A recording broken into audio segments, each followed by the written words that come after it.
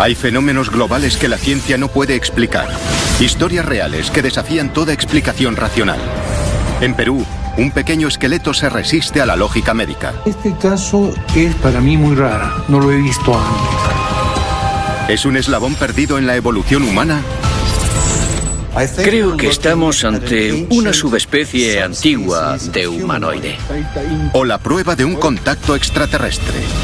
Se abrió un agujero y salió un hombre muy grande, con la cabeza ovoide, con los ojos hundidos. En el mar Báltico se descubre un objeto extraño. ¿Serán los restos de una civilización perdida? Podría ser artificial, fabricado hace decenas o miles de años. ¿O un ovni accidentado? Un objeto desconocido se aproximaba hacia Suecia. Nuevas investigaciones cuestionan fenómenos todavía inexplicados. Nunca había visto nada parecido. ¿Qué hemos encontrado aquí? Había un objeto volador no identificado. Despegó uno, despegó otro. Nuevos testimonios y pruebas apuntan nuevas posibilidades. Lo que yo vi era real. No tiene sentido. Tendrán que replantearse todo lo que creían que sabían. Expediente no resuelto. Cuzco, Perú. Antigua capital de la civilización inca, que dominó esta región mediado el siglo XIII. En una cordillera próxima se alzan algunos de los lugares más sagrados de los incas, donde hay restos de víctimas de sacrificios humanos. En 2011, en la cima del Apu Huiracocha, llamado así por el dios inca de la creación, el conservador del museo, Renato Riquelme, realiza el mayor descubrimiento arqueológico de su vida.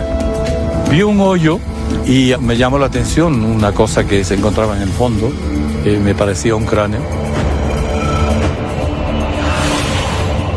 Renato asume que es el cráneo de un sacrificio humano, un honor reservado normalmente a los niños incas más hermosos y puros, pero este espécimen es inusual. Parecía el cuerpo de un niño, pero la cabeza era totalmente desproporcional al cuerpo. Este pequeño esqueleto mide solo 50 centímetros de alto. Su cabeza es casi del mismo tamaño que su cuerpo, y le faltan un brazo y ambas piernas. El descubrimiento del esqueleto de Huiracocha atrae la atención mundial y todo tipo de especulaciones sobre qué podría ser. Nos haría pensar de que estamos ante un ser extraterrestre. Ahora, el doctor Teo Paredes, un antropólogo de renombre de Cuzco, se propone investigar esta sorprendente afirmación. Durante mi carrera he encontrado muchas cosas fascinantes, pero nada como este esqueleto. Teo ha quedado con Renato para ver él mismo el esqueleto. Pasa. Bien, gracias. Hasta ahora solo he visto fotografías de este espécimen, pero viéndolo en directo es impresionante. Es diferente a todo lo que conozco y quisiera ver si es genuino.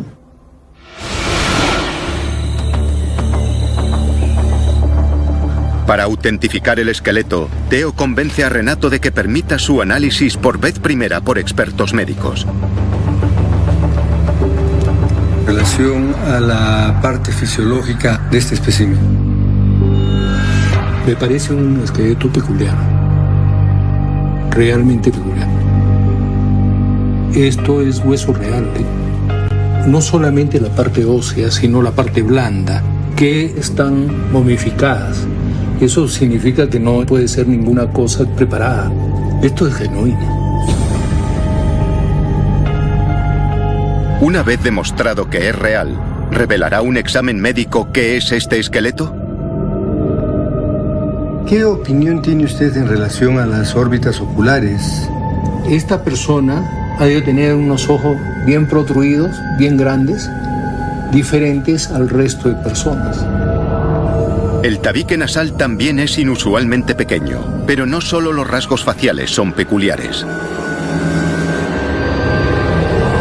Yo estoy contando 11 costillas, pero no encuentro la 12ª costilla.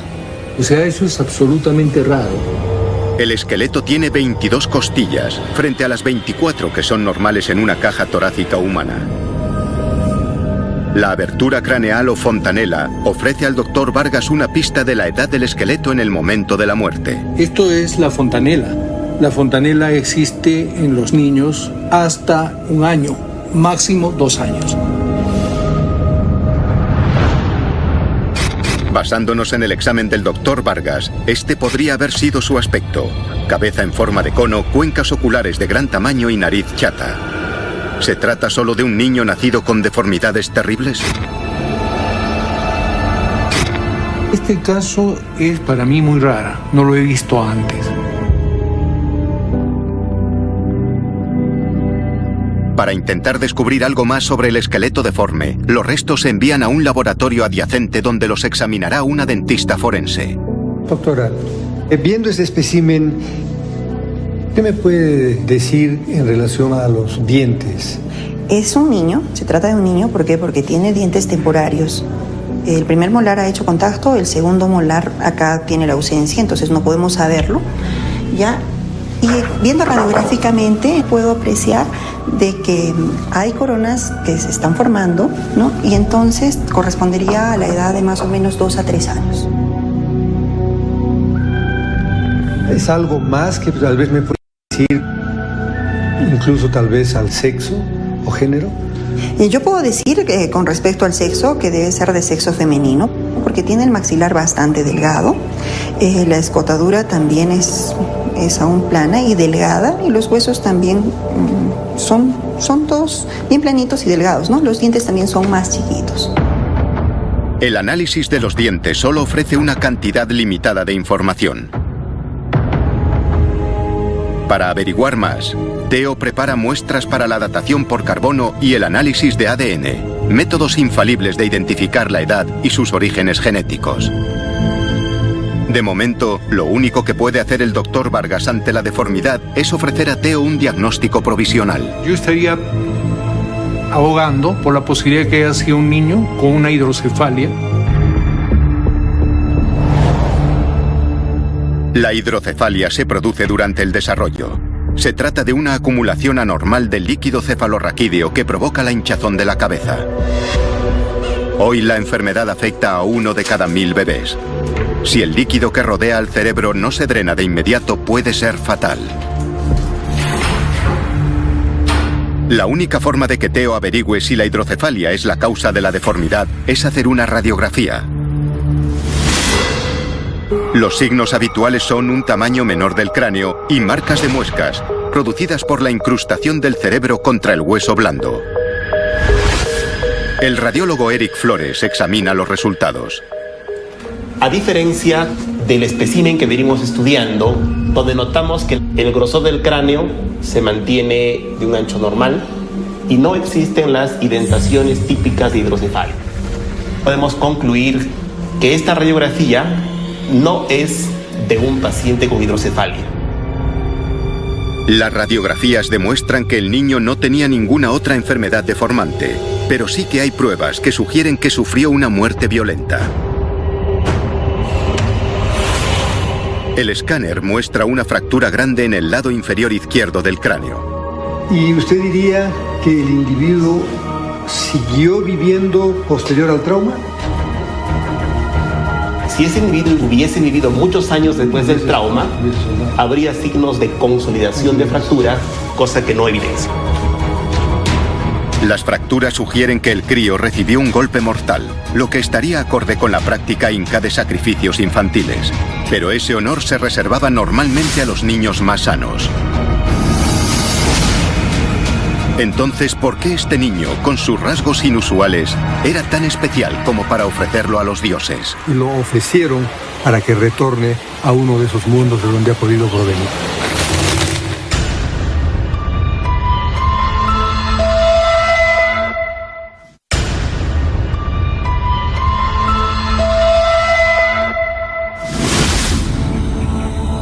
En 2011, se descubre un esqueleto extraño en una montaña de Perú, considerada sagrada por los incas. La investigación del antropólogo Theo Paredes revela que el tamaño anormalmente grande de la cabeza no se debe a una enfermedad. Los rayos X muestran un impacto en la cabeza que sugiere que fue víctima de un sacrificio. Aunque entre los incas, los sacrificios humanos solían estar reservados a los niños más perfectos.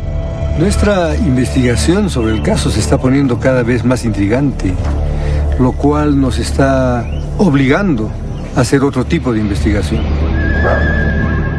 En el Museo de la Cultura Inca de Cuzco, la doctora Elisa Orellana cree que la respuesta a la misteriosa forma del cráneo se encuentra en otra práctica cultural antigua, la deformación craneal.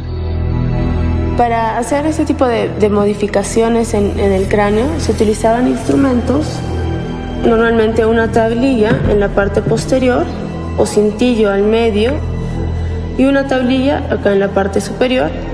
Las dos tablillas tienen un punto de encuentro que permite ejercer mayor presión y de esta manera se genera esta modificación. Para conseguir esa deformación, hay que hacerla antes de que el niño cumpla los 3 años. Solo hasta esa edad los huesos del cráneo son lo bastante blandos como para manipularlos.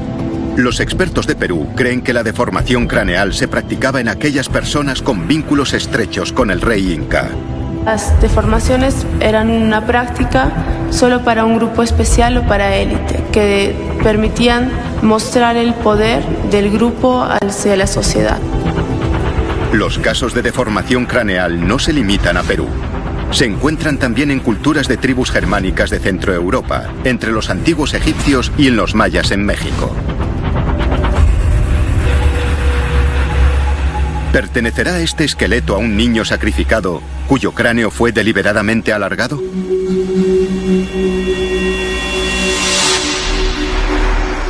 Theo lleva el esqueleto de nuevo al hospital para hacerle un escáner que ofrecerá a los expertos una imagen en 3D del cráneo y sus medidas precisas. Después podrán compararlo con un cráneo normal de un niño de 2 años. Si ha sido deformado a propósito, el cráneo debería conservar la misma capacidad que el de un niño normal.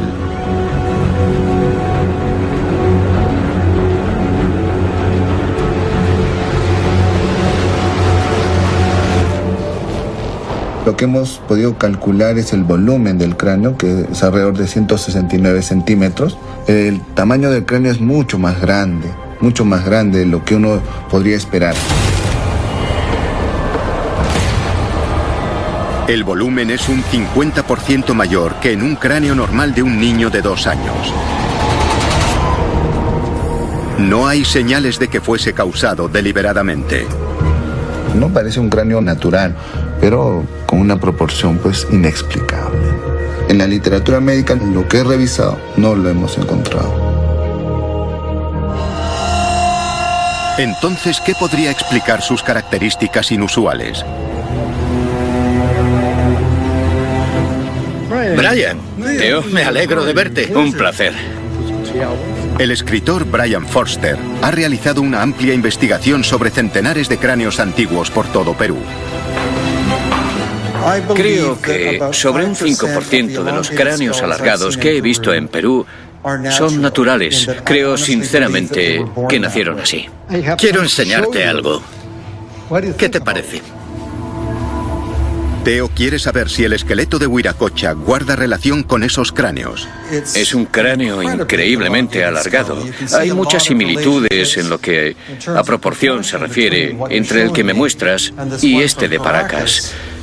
Y se parecen tanto que podría decir incluso que están emparentados. Forster tiene la teoría de que estos cráneos pertenecen a un pariente lejano del hombre moderno. Creo que estamos ante una subespecie antigua de humanoide y que estos son los restos de ese pueblo. Y la subespecie de humanoide de tamaño convencional no ha sido reconocida de momento. Lleva a la pregunta, al no tener nosotros las mismas características, ¿estamos ante la presencia tal vez de una línea distinta de evolución del proceso humano? Los científicos creen conocer el árbol genealógico de la humanidad. En 2003 se llevaron una sorpresa cuando los arqueólogos que trabajaban en la remota isla indonesa de Flores encontraron restos de 9 individuos, incluido un cráneo completo. Aquí tenemos una criatura que es bastante diferente de los humanos modernos.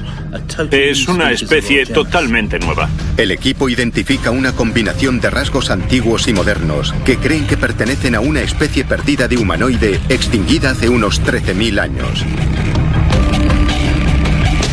Han denominado a estos individuos, que medían sobre 1 metro de altura, Homo floresiensis.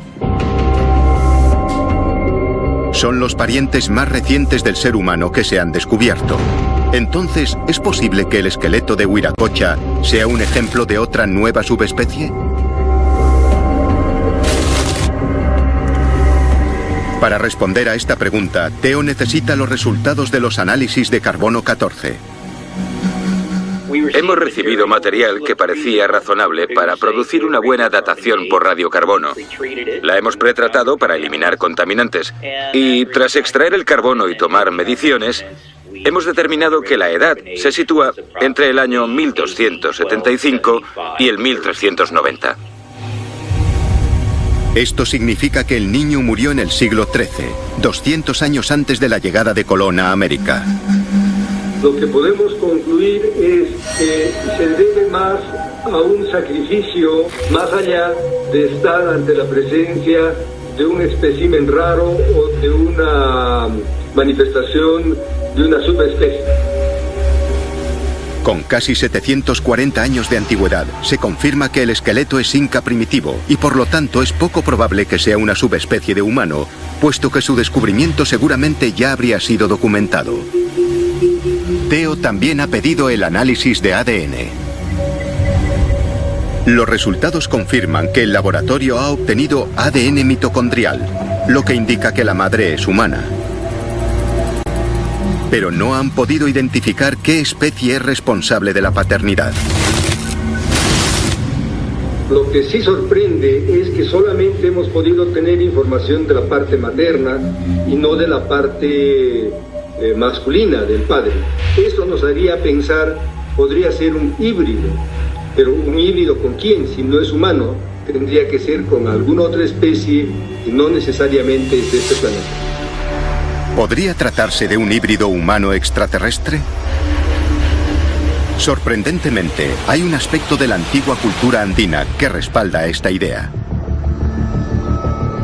Theo se dirige hacia la antigua fortaleza inca de Sacsayhuamán, situada sobre Cuzco. Ha quedado allí con un chamán, Wilco Apaza.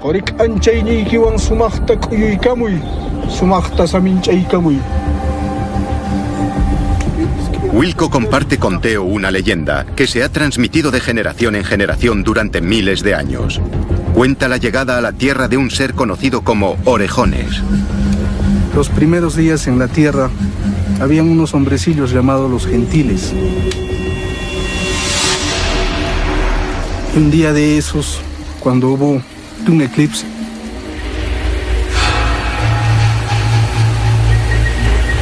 y de repente se abrió un agujero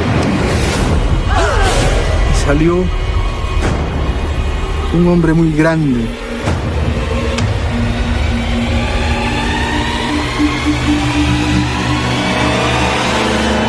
con la cabeza ovoide, como el pico de las montañas, con las orejas alargadas, la nariz achatada. La descripción que ha ofrecido Wilco de este ser venerado recuerda asombrosamente al cráneo de Wiracocha.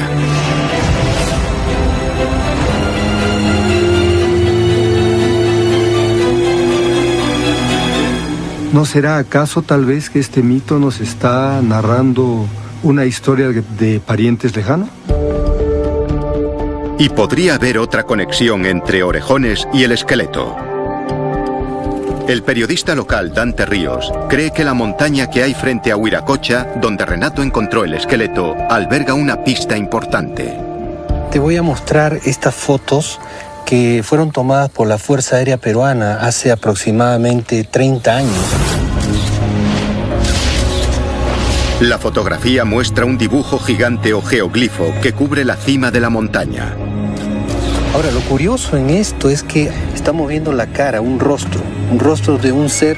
Tiene la cabeza demasiado alargada, tiene unos ojos muy grandes, una boca muy ancha. El geoglifo parece representar al extraterrestre Orejones. Esto debe ser hecho con la intención de que alguien del aire lo vea y identifique inmediatamente esta figura. Dante cree que este antiguo dibujo ha sido un imán para las naves alienígenas durante miles de años, y más aún, afirma que tiene pruebas que sugieren que siguen visitando este lugar. Esto definitivamente no es una avioneta, ni un avión, ni un helicóptero. Este es un objeto volador no identificado. Y después, el descubrimiento de un enorme disco en el fondo marino desconcierta a los exploradores oceánicos. Podría ser alguna nave alienígena.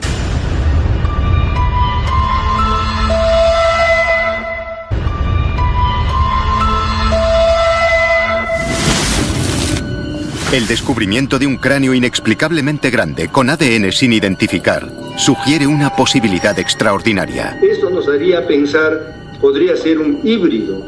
Pero ¿un híbrido con quién, si no es humano? El periodista Dante Ríos cree que los ovnis visitan las montañas donde se encontró ese cráneo. Este vídeo se filmó allí en 2011. Aparece un objeto de la nada, del aire. Se avanza y deja una estela, y en esa estela, fíjate tú, choca contra la montaña, impacta y levanta el polvo. Esto definitivamente no es una avioneta, ni un avión, ni un helicóptero. Este es un objeto volador no identificado. Aunque su teoría del accidente misterioso nunca se ha confirmado, las autoridades peruanas se toman los avistamientos ovni muy en serio. El comandante Julio Chamorro dirige el Departamento de las Fuerzas Aéreas Peruanas, dedicado a investigar fenómenos aéreos no identificados. Ha analizado las pruebas que ha recogido durante los últimos 13 años. En este momento, por lo menos media docena se están viendo. Es algo que habría que investigar para determinar si lo que estamos viendo es de calidad o es una estafa. Yo estoy convencido de que los ovnis visitan el Perú. Dante Ríos cree que los avistamientos ovni que hay sobre la montaña donde se encontró el esqueleto de Wiracocha no se pueden ignorar. ¿No es curioso de que, habiendo en esta área tanto avistamiento de fenómeno ovni y que la criatura haya aparecido justamente en este cerro de adoración al dios Wiracocha, tenemos que definir así concretamente de que hay gran probabilidad de que este ser sea un ser extraterrestre? Tanto si es un alien como si no, lo que es seguro es que los incas habrían tenido en altísima consideración a este ser. Un personaje tan único no ha podido pasar tan desapercibido. A un ser de estas características especiales lo han tenido que reverenciar como algo especial. Y lo ofrecieron para que retorne a uno de esos mundos de donde ha podido provenir. Desde las cumbres andinas hasta el fondo de los océanos, hay algunos fenómenos que la ciencia no puede explicar. El mar Báltico, en el norte de Europa. Azotado por los vientos árticos la mitad del año, es uno de los mares más peligrosos de la Tierra. Bajo su superficie yacen aproximadamente 100.000 pecios. Es el caladero perfecto para los expertos suecos en rescate de OceanX. Somos buscadores de tesoros. Nuestro objetivo es encontrar oro líquido. Liderados por el buceador Peter Lindberg y el empresario Dennis Asberg, el equipo de OceanX es especialista en recuperar vinos y bebidas de calidad destinadas en su momento para los zares de Rusia y que hoy yacen en el Báltico. Este trabajo es una aventura y sabemos que se puede ganar mucho dinero. En junio de 2011, mientras usaban el sonar para examinar el fondo en busca de pecios, encontraron algo inesperado. Fíjate en eso. Ya. ¿Qué demonios hemos encontrado ahí? ¿Qué es? Las imágenes del sonar muestran lo que parece ser un objeto con forma de disco, decorado con unos dibujos complejos. Aquello tenía una forma muy rara. Nunca había visto nada parecido. El disco es enorme, unos 60 metros de ancho, casi la envergadura de un jumbo. Para mí lo más extraño era la profundidad a la que estaba, 90 metros, y también que estaba en medio del mar Báltico. No debería estar ahí. Peter y Dennis querían verlo más de cerca, pero tras 9 días en el mar casi habían agotado sus reservas de combustible. Era algo muy raro, pero estábamos tan cansados, tan agotados, que abandonamos la zona.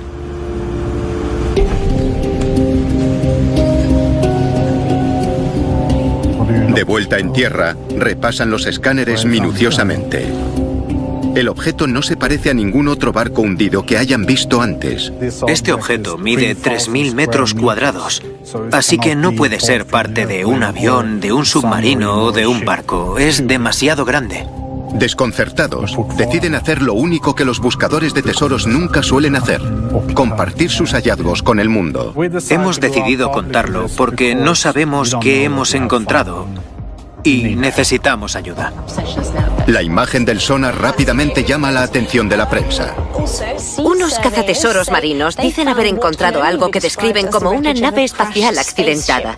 Y los entusiastas han comparado su forma con la del halcón milenario, la nave espacial de la saga de Star Wars.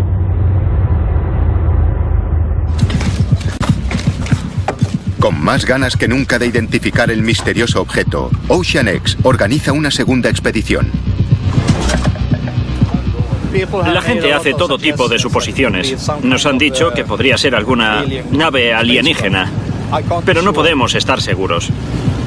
Y creo que es algo artificial y que podría haber sido creado hace decenas o miles de años. Pero ¿por quién? No lo sé. En los océanos se han descubierto numerosos objetos extraños y sorprendentes. En los años 50, el famoso explorador Jacques Cousteau encontró un tren a vapor de la Segunda Guerra Mundial. En 2002, en la costa de la India, los buceadores encontraron parte de las 7 pagodas de Mahabalipuram, un complejo de templos antiguos que los arqueólogos creen que se hundieron en el mar tras un tsunami hace 800 años. Con tantas reliquias olvidadas bajo el agua, nadie puede estar seguro de qué ha encontrado el Ocean X. El profesor de geología Dougal Jerram duda incluso de que el escáner muestre algún objeto. Tengo aquí unas imágenes de escáner de la costa de Noruega que muestran varias estructuras circulares de un tamaño similar. Son pockmarks, cráteres que crea el gas al escapar del fondo. Estas características huellas circulares se crean cuando las burbujas de gas desplazan arena en una zona. Mi primera impresión al observar esta anomalía es que podrían ser pockmarks. La anomalía podría no ser más que un cráter creado por el gas al escapar del fondo marino. La primera vez que oí hablar de la teoría de las pockmarks me pareció posible, dado que parece un cráter. Para averiguar qué muestra realmente el escáner, Ocean X despliega un ROV, un vehículo manejado a distancia. Va equipado con una cámara de alta definición. Pero cuando el ROV baja hacia el fondo marino, surge un problema. La visibilidad cae a menos de 1 metro. Nos estábamos acercando y de repente apareció la superficie del objeto ante nosotros. Usando la visión limitada del ROV, comienzan a elaborar una imagen del objeto metro a metro. Estaba elevado con respecto al fondo. Parecía hormigón. Las imágenes confirman que no son pockmarks ni cráteres. A mí me parece algún tipo de construcción o algo así. El enorme disco de 60 metros de diámetro mide 4 de grosor y parece reposar sobre escombros entre 5 y 9 metros de altura sobre el fondo marino. Cuando bajamos con el ROV, vimos los ángulos, los orificios y las paredes. Yo diría que puede ser algo hecho por el hombre. Entonces se produce el desastre. El ROV se ha roto. Caput.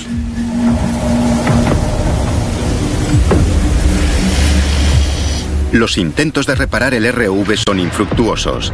Y entonces pasa algo aún más extraño. Los sistemas electrónicos del buque también empiezan a fallar uno a uno. Y el sistema de radar tampoco funciona.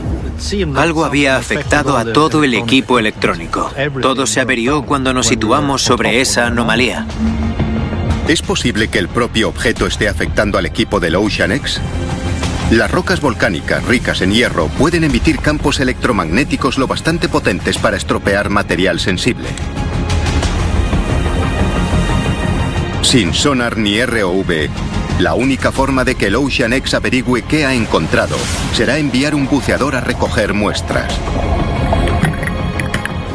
Tenemos una muestra que deja claro que el objeto del mar Báltico es metálico y que tuvo que ser construido de alguna manera.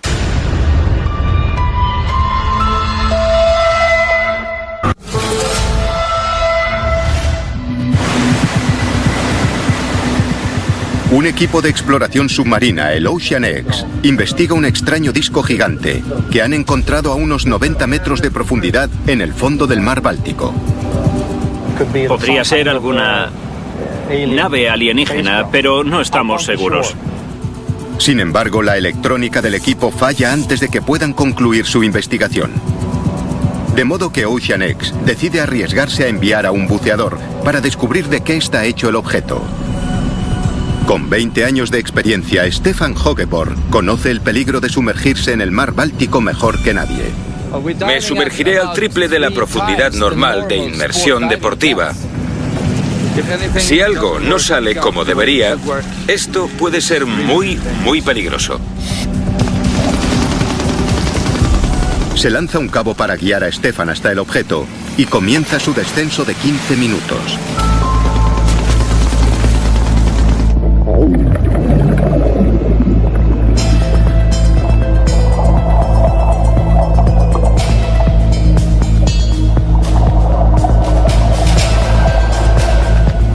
Queríamos tomar muestras de la zona donde parecía que había sido moldeado. El objeto parece de cemento o de hormigón, es grisáceo. Y cuando lo tocas, se vuelve negro. Stefan consigue cortar un pequeño trozo del objeto, pero la mala visibilidad y su poca reserva de aire le obligan a volver a la superficie. Hemos venido en busca de respuestas para saber qué es ese objeto. Pero tras esta inmersión, solo tenemos más preguntas. Yo no tengo ni idea de qué es. Nunca he visto nada así. Y he realizado unas 6.000 inmersiones. El objeto parece hecho de algún tipo de material volcánico. Pero el volcán más próximo está a cientos de kilómetros al norte. ¿Cómo pudo haber acabado en medio del Báltico? Según el geólogo Svante Björk, puede que lo haya arrastrado un glaciar gigante durante la última era glacial, que comenzó hace unos 20.000 años. El hielo es una máquina potente, de modo que podría desplazar una cantidad enorme de material y llevarse de todo, desde la partícula más pequeña hasta la más grande. Cuando el glaciar se derritió para formar el Báltico, se desprendieron enormes icebergs que se alejaron flotando, algunos con rocas volcánicas en su interior.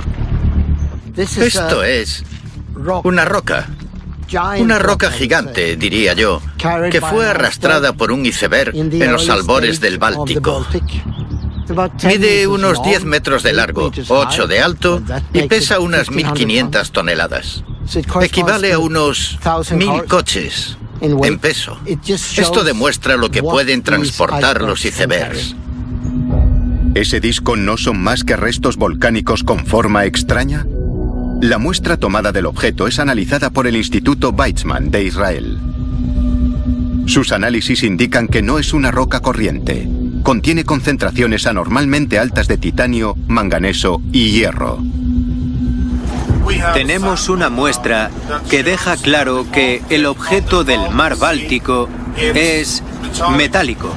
Tenemos diferentes tipos de metal y tuvo que ser construido de alguna manera. Los metales son materiales clave en la fabricación de componentes aeroespaciales de tecnología punta. Hablamos con científicos. Nos preguntaron si habíamos encontrado un pecio o algún tipo de submarino ahí abajo. Por supuesto que no. Hemos encontrado un objeto circular en el mar Báltico. Si el disco es artificial, ¿quién lo construyó y por qué? Cuando el historiador naval Andrew Lambert estudia los escáneres del objeto, elabora una teoría. El Ocean X podría haber encontrado una reliquia secreta de la Guerra Fría.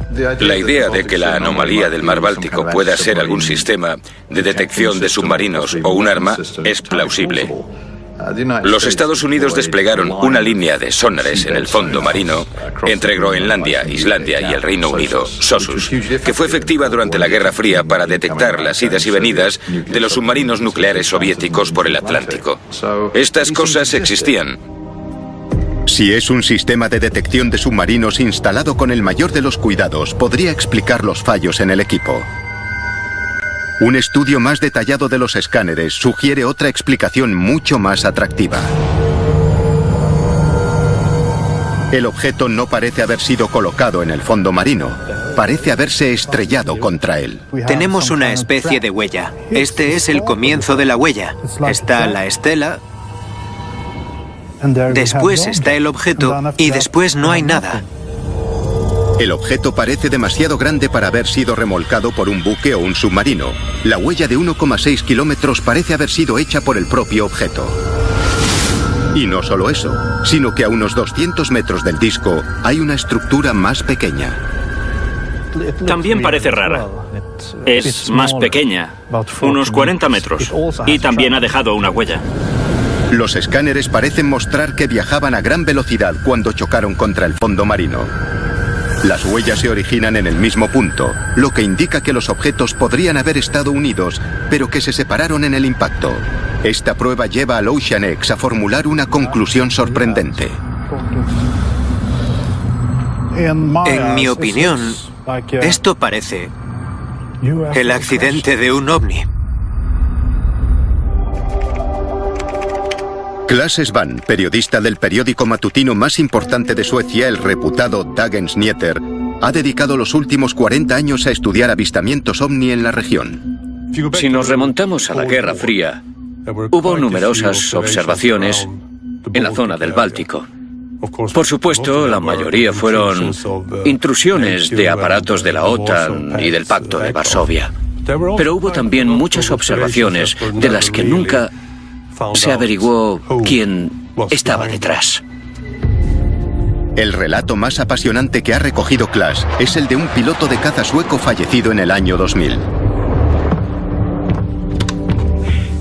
Era un ejercicio de vuelo normal entre Åland y Gotland, una misión rutinaria. Esta es la única grabación que existe del piloto sueco Sven Hjalmarsson. Con 15 años de experiencia, el teniente de vuelo Hjalmarsson era un piloto muy respetado.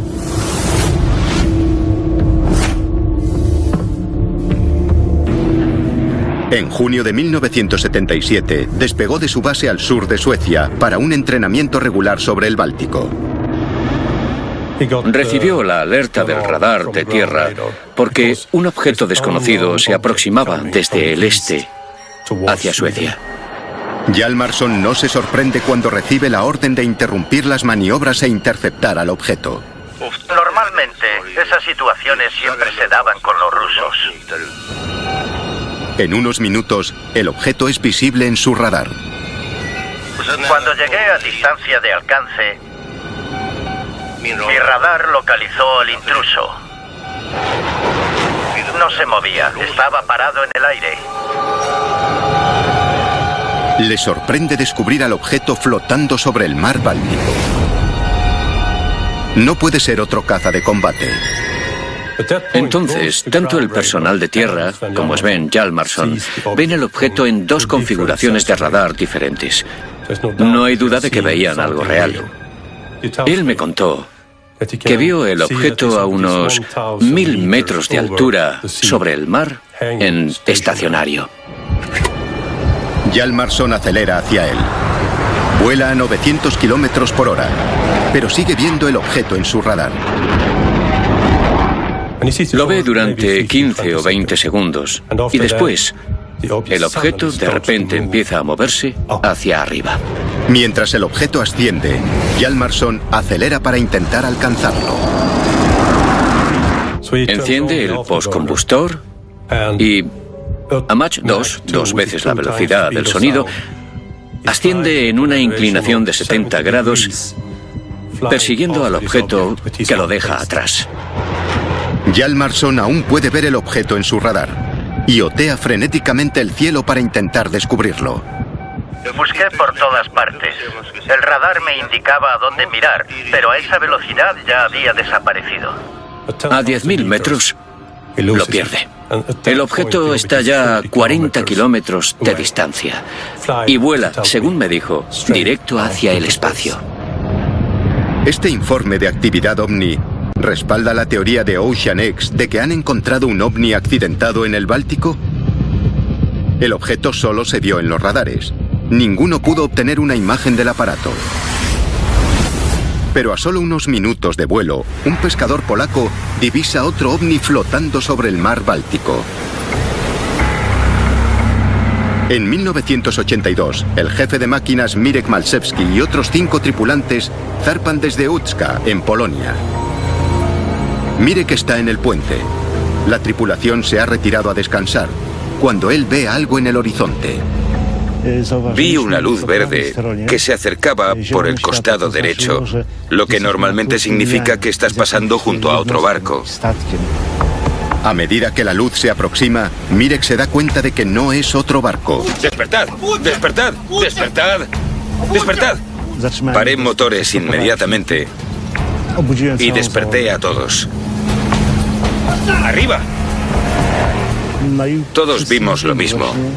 Fue una enorme sorpresa. El enorme disco gira alrededor del barco, se detiene y se queda flotando sobre ellos. Empezó a ascender hasta unos 50 metros sobre nosotros y de repente se fue. Desapareció a una velocidad que era realmente increíble. Poco después del avistamiento, Mirek hizo un dibujo de lo que vio. Yo lo dibujé tal y como lo recordaba. Y ahora es solo un recuerdo de aquel día. El dibujo de Mirek se parece mucho a la recreación artística del objeto encontrado por el OceanX. Todos estos testimonios nos llevan a sopesar la posibilidad de que el descubrimiento del OceanX sea, en efecto, un ovni accidentado. El OceanX vuelve para intentar averiguar más, pero de nuevo, su tentativa se frustra por los fallos del material. Intentamos, una vez más, conseguir información sobre el objeto, pero como he dicho en varias ocasiones, no contamos con el equipo adecuado. La única forma de verificar que el objeto es un ovni sería perforar y extraer una muestra del núcleo. Para ello, el OceanX solicita la ayuda de la Armada sueca, que rechaza su petición. El equipo desconoce si la Armada ha iniciado su propia investigación, pero cada vez que llegan hasta la posición del objeto, se encuentran con buques de guerra suecos. Hasta que la Armada sueca revele qué ha averiguado, el objeto del fondo del Báltico seguirá siendo un misterio.